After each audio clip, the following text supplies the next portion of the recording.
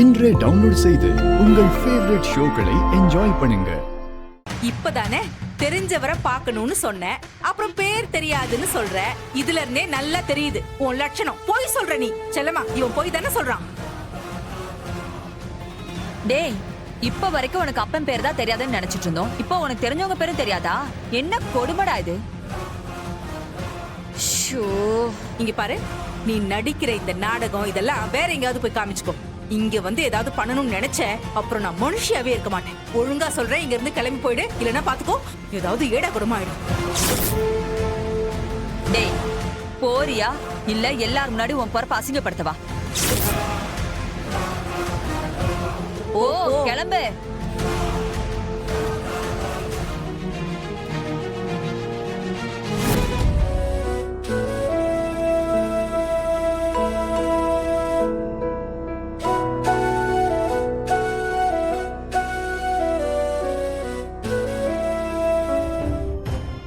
ஏமா என் அப்பாவை எனக்கு காட்ட மாட்டேங்கிற? அப்படி நான் என்னமா தப்பு பண்ணேன்? இன்னும் எத்தனை நாளைக்கு தானே இந்த அவமானத்தை தாங்கிறது?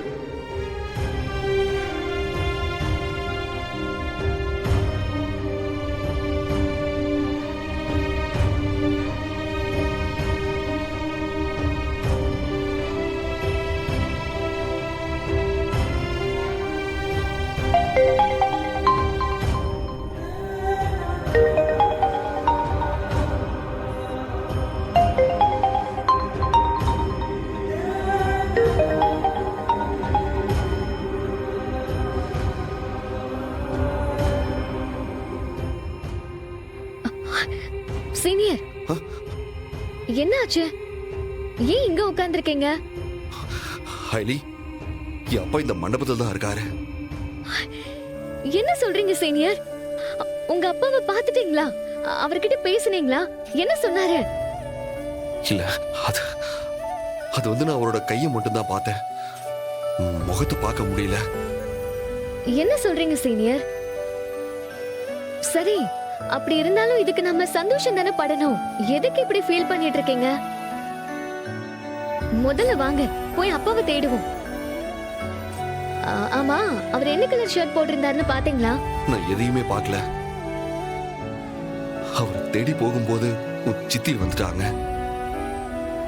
நானும் நீயும் சேர்ந்து இந்த நிச்சயத்தை நிறுத்த பிளான் பண்றோம், அது இதுன்னு சொல்லி என்ன இந்த மண்டபத்தை விட்டு விரட்டுறாங்க.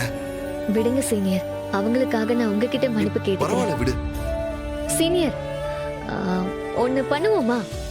இன்னும் கொஞ்ச நேரத்துல மாப்பிள்ளை வீட்டுக்காரங்க ஒரு சடங்கு செய்ய போறாங்க. அதுல திருஷ்டிக்கு ஆரத்தி எடுப்பாங்க. அப்போ அதுல எல்லாரும் காசு போடணும். அப்ப எல்லாரோட கையும் பார்க்க முடியும்ல. சோ கண்டிப்பா உங்க அப்பாவை கண்டுபிடிச்சிடலாம் சீனியர். ரொம்ப தேங்க்ஸ் ஐலி. நமக்குள்ள எதுக்கு சீனியர் தேங்க்ஸ் எல்லாம்? முதல்ல போய் உங்க அப்பாவை கண்டுபிடிப்போம். வாங்க போலாம். சீனியர், ஒரு நிமிஷம். இப்போ நீங்க அங்க வந்தா சரியா இருக்காது. நீங்க இங்கே இருங்க சீனியர், நான் போய் பாக்குறேன். எனக்கு அந்த மோதிரம் எப்படி இருக்கும்னு நல்லா தெரியும். நான் பாத்துக்கிறேன் சீனியர். சரி.